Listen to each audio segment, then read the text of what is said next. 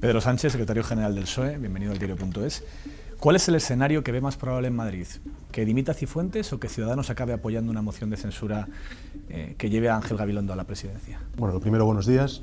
El escenario que yo contemplo es que Rivera no va a hacer a Ángel Gabilondo presidente de la Comunidad de Madrid.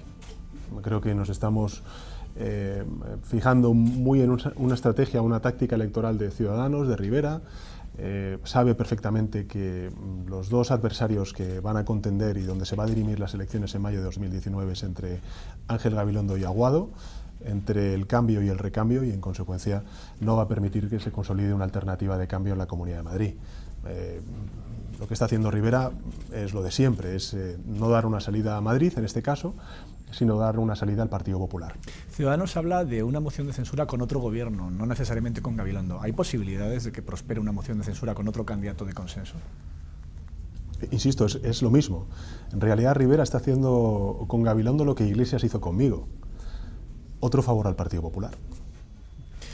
¿Contempla la posibilidad de que el PP haga una huida hacia adelante, entregando a Madrid y así situar a Ciudadanos en una situación complicada? ¿Tampoco ve esa opción?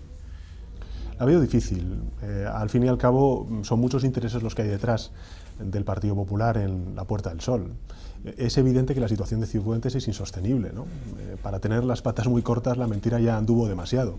Y el Partido Popular no puede seguir en la Puerta del Sol, tiene que abandonar la Puerta del Sol. Esta debería ser la exigencia al Partido de Ciudadanos, no convertirse de nuevo en la muleta del Partido Popular, sino abrir las puertas a un tiempo nuevo. Pero insisto, creo que finalmente veremos a Cifuentes abandonar la Puerta del Sol y prorrogar pues, esta situación de agonía, de agotamiento del proyecto político del Partido Popular en la figura de otra persona interina del Partido Popular hasta mayo de 2019. ¿Ha hablado con Rajoy o con Rivera sobre el caso Cifuentes desde que estalló este escándalo? No he hablado con ninguno de los dos. Creo que el Partido Socialista ha asumido su responsabilidad, que es dar un paso al frente, exigir a Cifuentes que dé un paso al lado, y lo que le hacemos tanto a Podemos como a Ciudadanos en este caso es que también dé un paso al frente. Podemos lo ha hecho, Ciudadanos evidentemente no lo va a hacer. Pablo Casado aprobó su máster con 18 asignaturas convalidadas de 22. José Manuel Franco dijo en su currículum que era licenciado y en realidad no lo era. ¿Hay titulitis en la política española? Bueno, yo creo que probablemente lo haya habido en muchos ámbitos, tanto públicos como del sector privado, ¿no? Desde el punto de vista público, pues evidentemente es reprochable, ¿no? El que tú digas que has hecho una cosa que finalmente no has hecho. Pero yo diferenciaría, y creo que además este tipo de debates hacen un flaco favor para desentrañar la verdad del caso Cifuentes. El caso Cifuentes es el caso de la utilización de una posición política para valerse y ver regalados pues, distintos másters o distintos cursos de posgrado que no se han hecho. Es decir, privatizar una institución pública como es la Rey Juan Carlos, con un daño a terceros. Primero la institución de la presidencia, de la universidad, a los profesores y también a los alumnos que están viendo devaluadas sus titulaciones como consecuencia de este caso impropio, ¿no? de un político, en este caso una política. El PSOE ha pedido a Cifuentes que haga público su trabajo fin de máster. Usted tiene una tesis doctoral que dice que está en un libro que presentó hace unos años, pero ¿hará pública la tesis doctoral que defendió ante la universidad? Pero sí, es pública ya, está colgada en la red desde hace años. Desde que se empezó a hablar de mi tesis, está colgada en la web, es pública, es accesible para todas aquellas personas que quieran examinarla. Me consta que se ha examinado por arriba, por abajo, por la izquierda y por la derecha, pero en todo caso yo lo que sí que le puedo asegurar es que mi formación de posgrado, la tesis doctoral, todo lo hice, asistí a clase, cursé todos los cursos, hice mi tesis doctoral y por supuesto pues está al acceso público de todos aquellos que quieran conocer de lo que investigue, ¿no? ¿Qué cree que habría que hacer con la Universidad Rey Juan Carlos? ¿Qué haría el PSOE si estuviese al mando de la Comunidad de Madrid con esa universidad tan cuestionada hoy?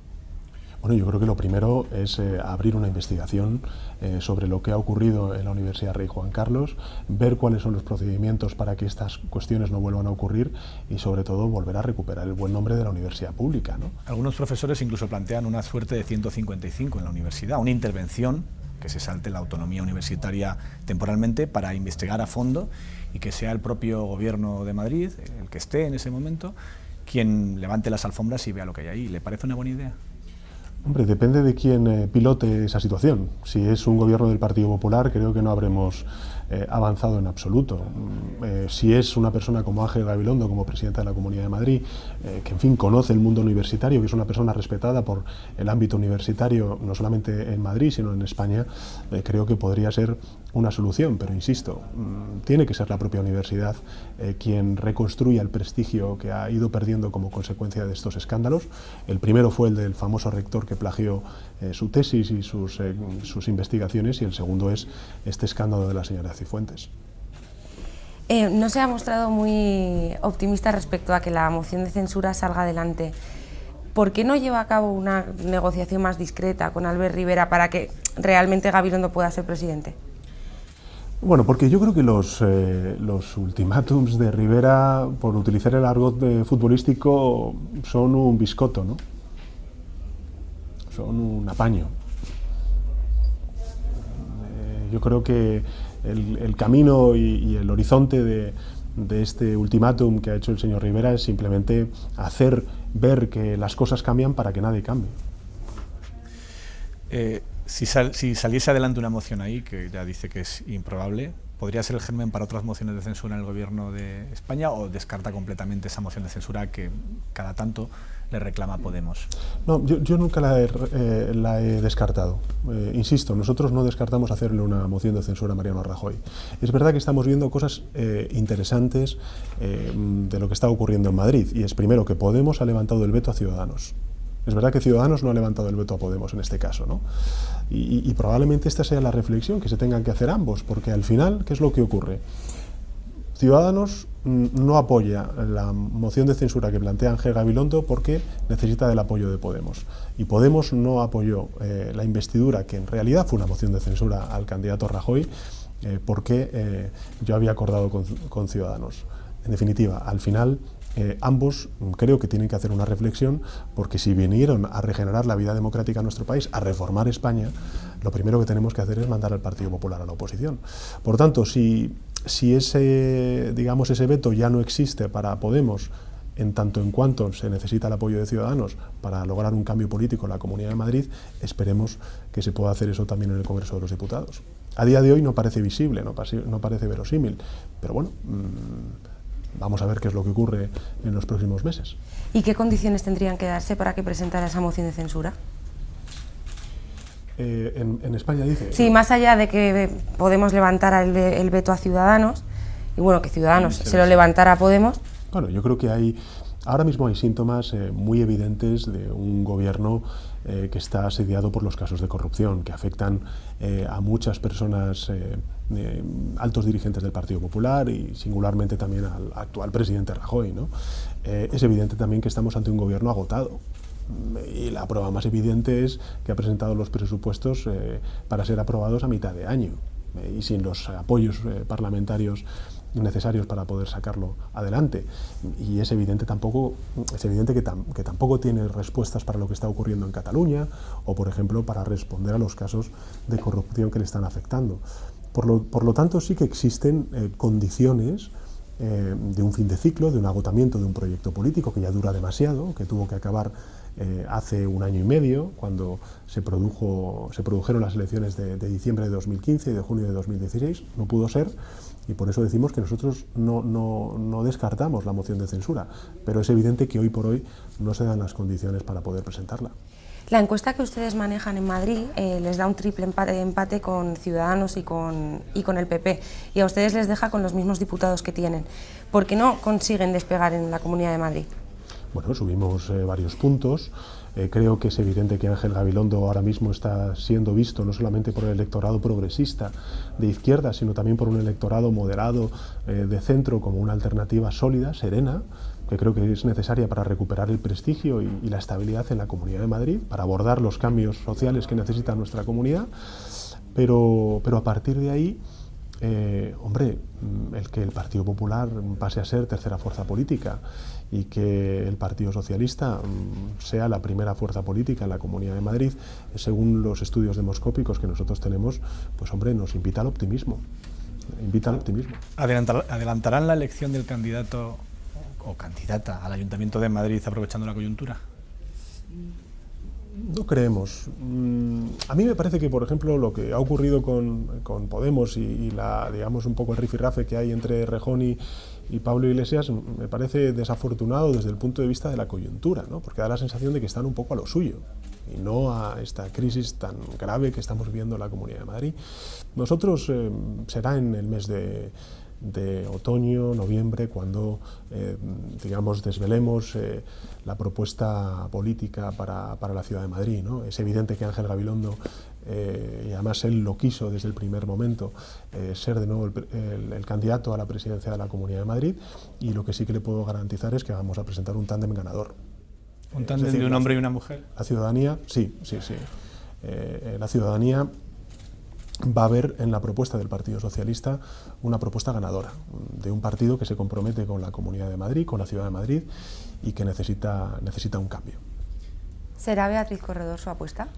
No le puedo adelantar nada, pero sí me parece que es una candidata o una compañera, mejor dicho, con unas cualidades extraordinarias de solvencia, de juventud y de experiencia. Para acabar con el bloque de la Comunidad de Madrid de Cifuentes, ¿le parece que la presidenta de la Asamblea debería haber convocado ya la moción de censura? Yo creo que sí. Creo que estamos viviendo una situación de absoluta normalidad y que de nuevo demuestra la instrumentalización para fines partidarios de instituciones que deben estar al servicio, en este caso, de todos los parlamentarios.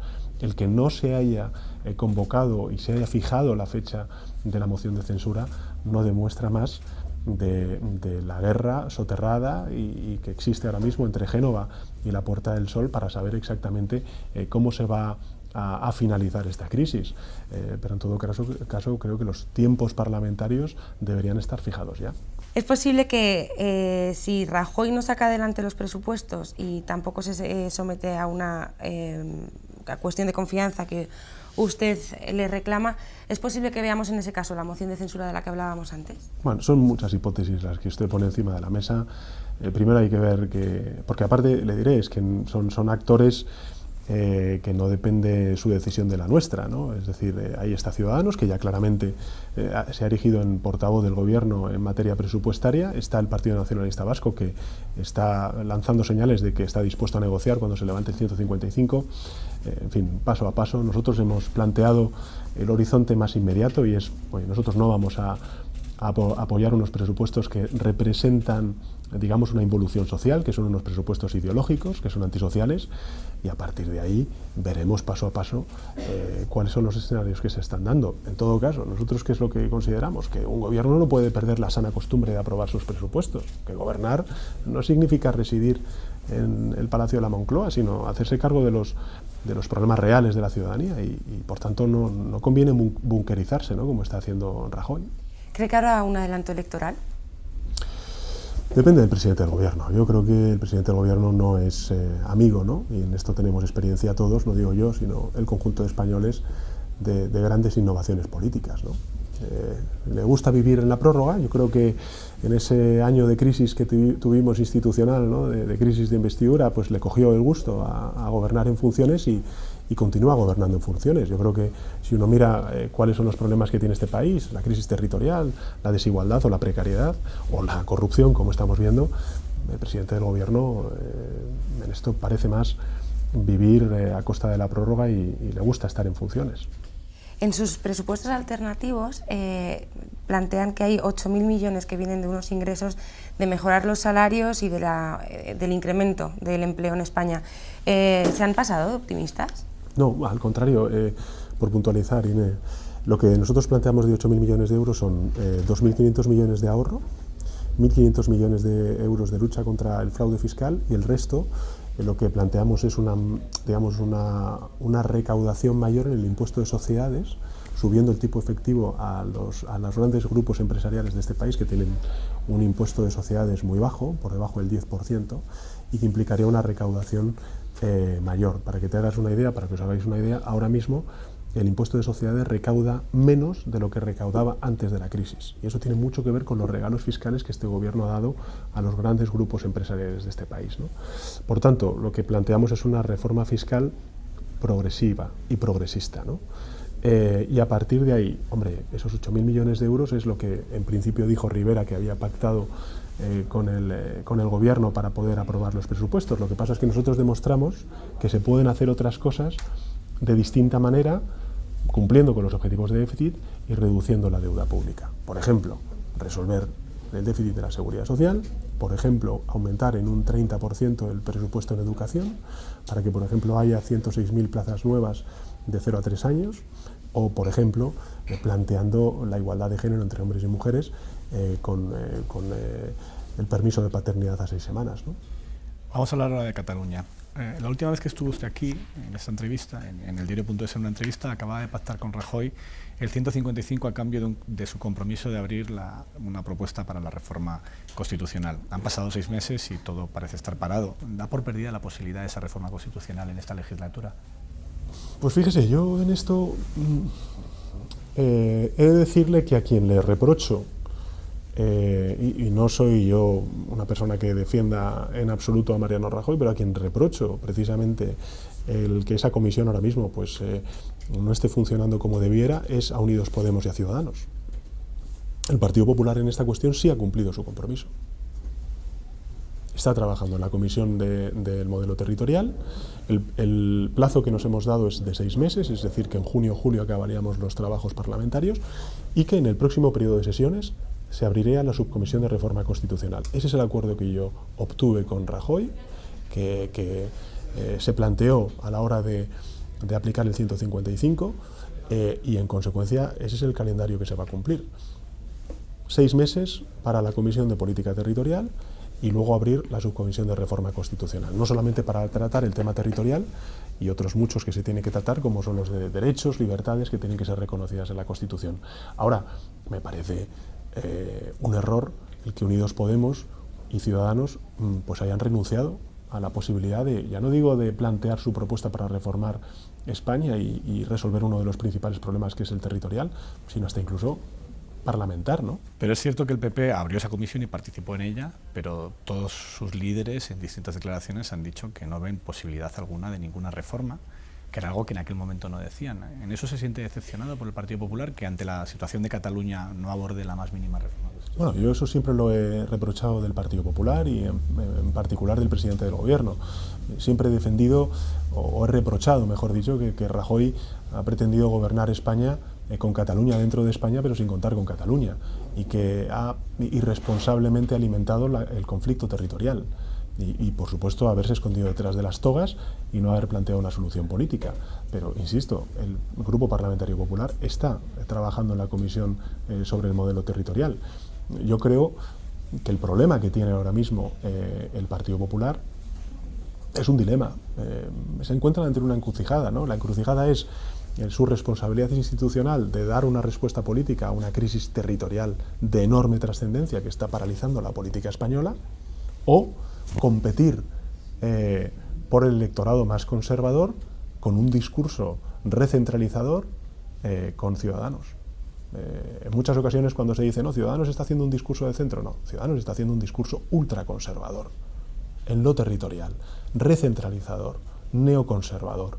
Y eso está haciendo que el Partido Popular, que ya tenía de por sí bastantes dificultades para abordar la crisis territorial en Cataluña, cuando no existía Ciudadanos, pues ahora mismo esté absolutamente paralizado. Porque no sabe resolver esa encrucijada. Yo, desde luego, creo que la respuesta es bien clara. Hay que abrazar el reformismo, hay que abrazar la transformación. Nosotros tenemos que hablar de una de las principales crisis políticas que hay en este país, que es Cataluña. Y esa crisis política en Cataluña tiene 2 dimensiones. Nunca se nos tiene que olvidar. Una es una dimensión interna en Cataluña. Ahora mismo hay una fractura y hay un choque entre, digamos, dos bloques. El que podríamos llamar aquellos que defiendan la permanencia de Cataluña en España y aquellos otros que lo que quieren es salir de España. Tiene que haber un encuentro de nuevo, un nuevo pacto de convivencia entre catalanes. Y eso tiene que hacerlo la política en Cataluña. Y en segundo lugar, tenemos que hablar de cómo encajar de nuevo la realidad catalana en el conjunto de España. Y eso es una labor que se tiene que hacer entre Cataluña y el conjunto del país. respecto a la comisión, tampoco están las fuerzas independentistas ni el PNV. ¿Invalidan esas ausencias las conclusiones a las que pueda llegar la comisión? Las dificultan mucho más. Pero eso no significa que los partidos que eventualmente tienen disposición para gobernar España y que han gobernado este país durante los últimos 40 años no asuman su responsabilidad de ofrecer una solución. Cuestión distinta es que luego, digamos, eso en coherencia vaya a una subcomisión de reforma constitucional donde luego tendrán la oportunidad de poder hablar y de poder plantear sus soluciones. Pero a mí lo que me llama mucho la atención es que aquí todo el mundo está hablando de diálogo, y cuando se abre una comisión para dialogar, lo que hacen es, yo no participo. Bueno, hasta incluso es un poco, en fin, infantil. ¿Con los líderes independentistas encarcelados es posible esa solución que usted dice que tiene que llegar en la política catalana? Es más difícil, es mucho más complejo, evidentemente. Pero yo siempre he dicho que en este país no hay presos políticos y que además hacemos históricamente se comete una injusticia con aquellos que realmente fueron presos políticos en la dictadura franquista y que han visto efectivamente cercenadas sus libertades y las de libertades de muchos durante generaciones, utilizando y asimilando ese concepto, ese término, a la realidad de muchos políticos ahora mismo que están presos por haber violentado unilateralmente la legalidad. Nosotros siempre hemos dicho que respetamos las decisiones judiciales. Hay unas que nos gustan más y otras que nos gustan menos, pero evidentemente lo hace más difícil. Pero fíjese, ahora que se está especulando sobre qué va a hacer Puigdemont, si vamos a ir a elecciones, yo siempre he tenido claro que Puigdemont ha querido ir a elecciones. ¿Cree que es lo más probable? Yo siempre he creído que Puigdemont quiere ir a elecciones.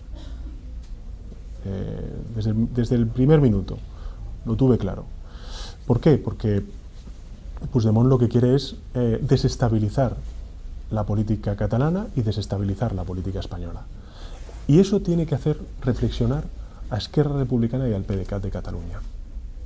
Por eso siempre he dicho que es importante que el PDeCAT y Esquerra Republicana se independicen de Puigdemont, pasen la página negra de Puigdemont y, por tanto, constituyan un gobierno que tiene como principal tarea la de reconstruir la convivencia rota ahora mismo entre catalanes y luego normalizar las relaciones con el resto de administraciones y singularmente con el gobierno de España y a partir de ahí ofrecer una solución. El PSC y otros socialistas como Felipe González han reconocido que preferirían que los líderes independentistas no estuvieran en prisión. ¿Está de acuerdo con ellos? Yo, como secretario general del Partido Socialista, siempre he mantenido la misma posición respecto a las decisiones judiciales. Insisto, hay unas que me gustan más, otras que me gustan menos. ¿Y esta es de la que les gusta menos? Respecto a las decisiones judiciales. ¿Qué opina de la definición o el intento de procesar a los CDR bajo la acusación de terrorismo? ¿Está de acuerdo con que lo que hacen los CDR es terrorismo o cree que no?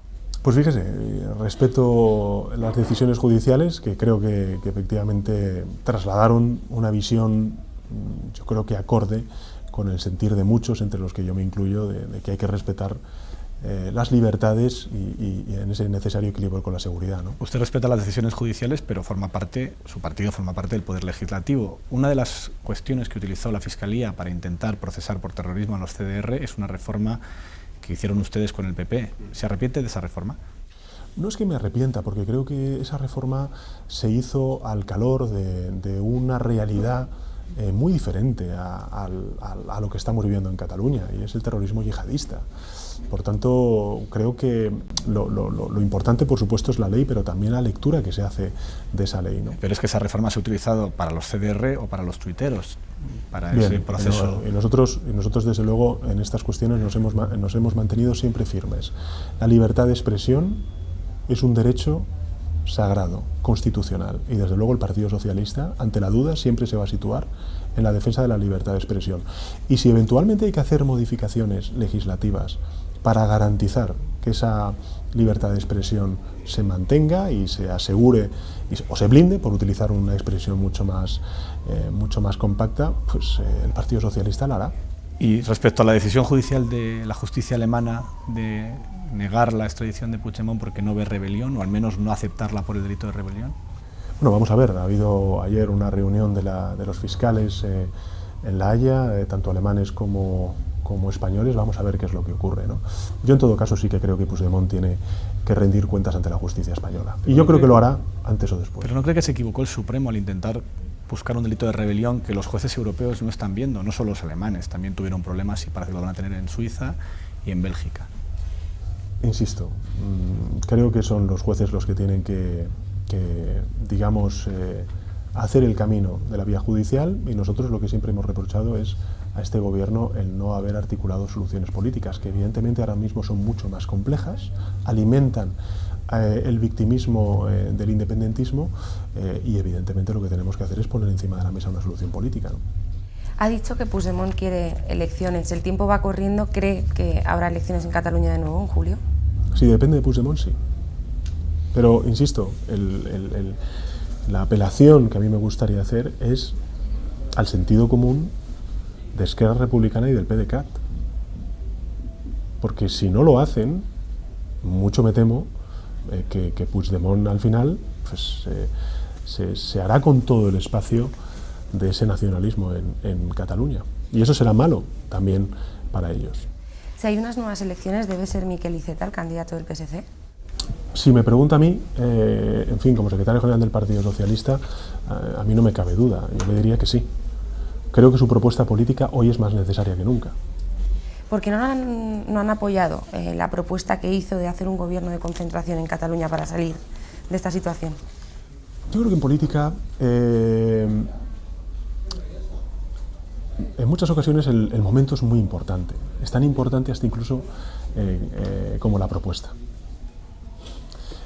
Cuando hay un bloque independentista que no es capaz de salir de su laberinto, cuando hay un bloque independentista que absolutamente está al servicio y a los pies de la estrategia personal de Puigdemont, porque ya no es que esté pensando en el futuro de los catalanes, está pensando en su futuro personal.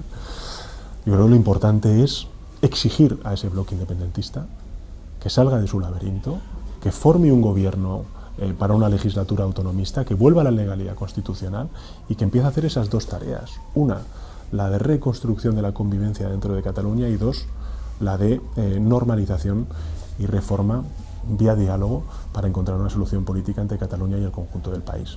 Esa es la propuesta que hizo Miquel, la que hace el Partido Socialista. Es evidente que tenemos que trascender los bloques. Si seguimos en la dinámica de bloques, pues es evidente que no encontraremos una solución política en Cataluña, pero primero y ante todo tiene que hacerlo el independentismo. Y ahora mismo no estamos en ese estadio. ¿Le preocupa que el Tribunal Constitucional haya avalado la LOMCE?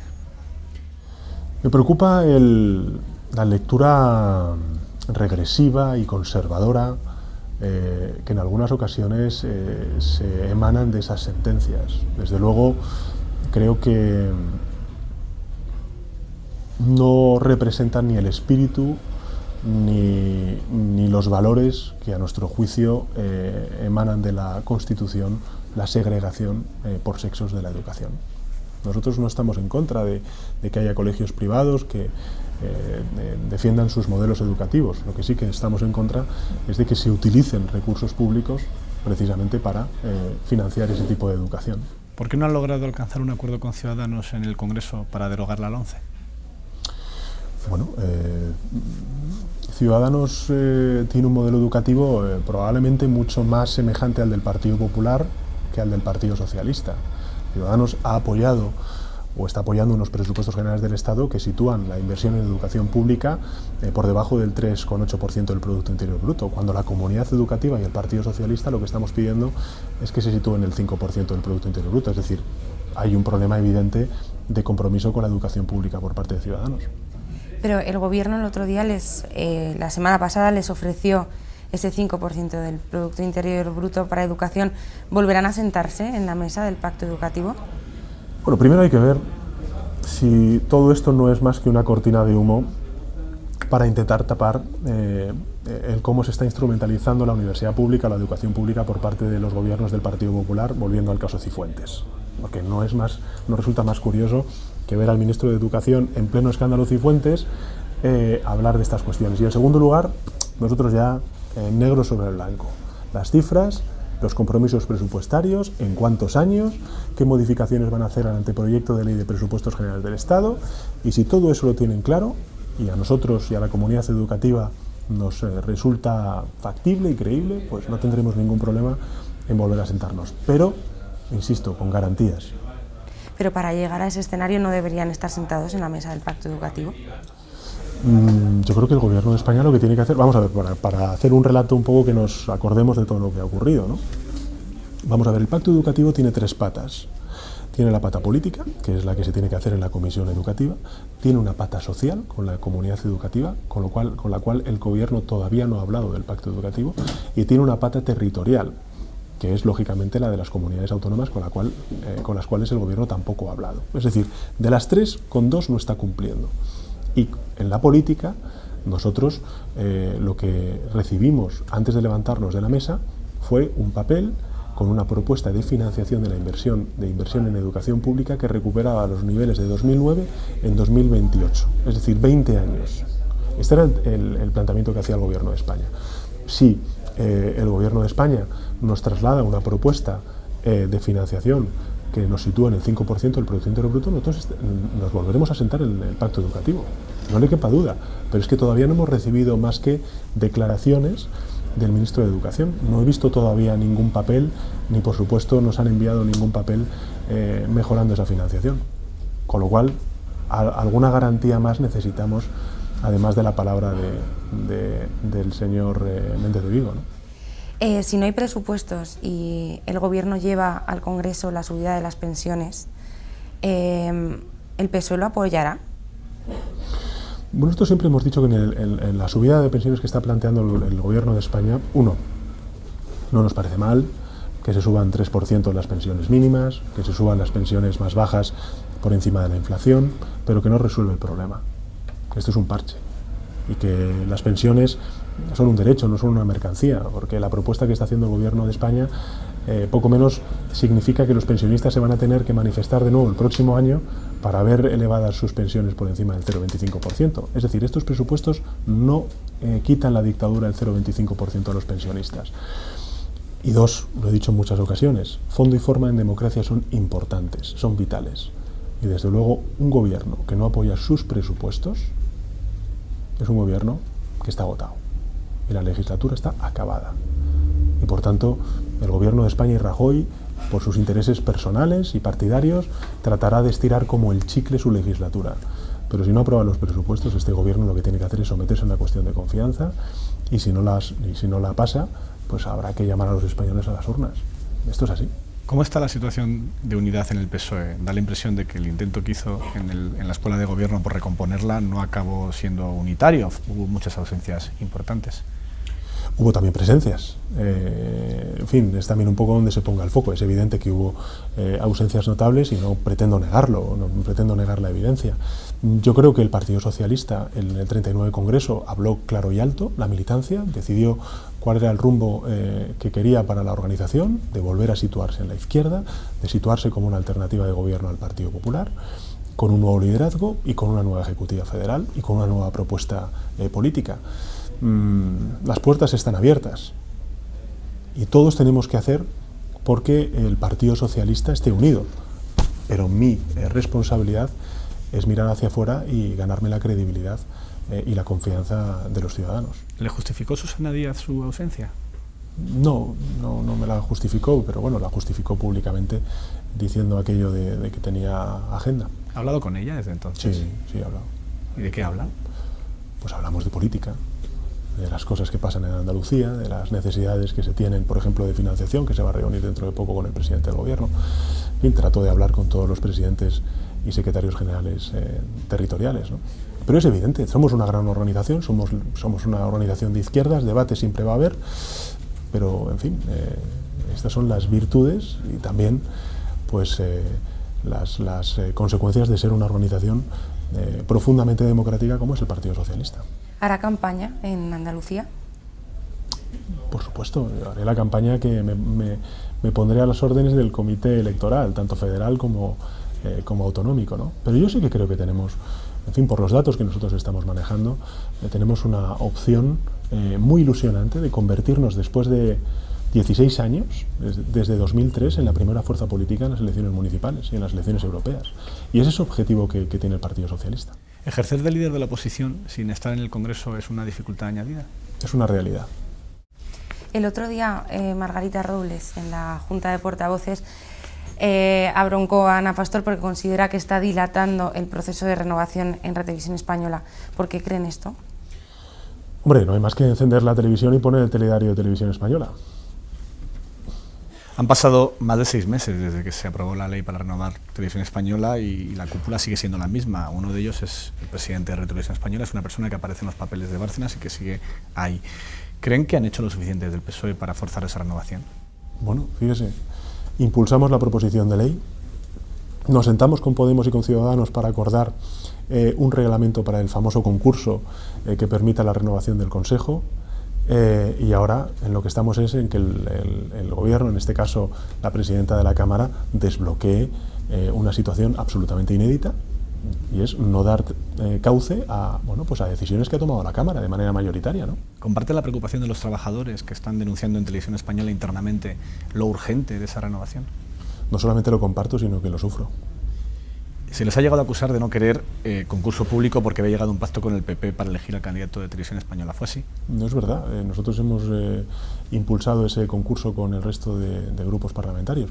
Ahora bien, en ese estadio en el que estábamos hay que ser conscientes de la situación que tenía ahora mismo, en ese momento, la Radio Televisión Española. Y es que no había acuerdo para llegar a una formulación, digamos, conjunta del reglamento de concurso. Y dos, para mí lo urgente es renovar el Consejo de Administración de la Radio Televisión Española. Por tanto, nosotros planteamos todas las opciones. Bueno, pues no hagamos el concurso, renovemos el Consejo de Administración y luego hagamos el concurso. Porque, insisto, lo urgente, a mi juicio, es renovar el Consejo de Administración. Es evidente que con el Partido Popular habrá que contar. Es evidente, porque es quien va a tener una presencia mayoritaria en el Consejo de Administración, pero insisto, tenemos que contar todos, no solamente el Partido Popular. La última. ¿El Congreso es más de Juego de Tronos, Borgen o Aquí no hay quien viva? Da la sensación alguna vez que aquí no hay quien viva.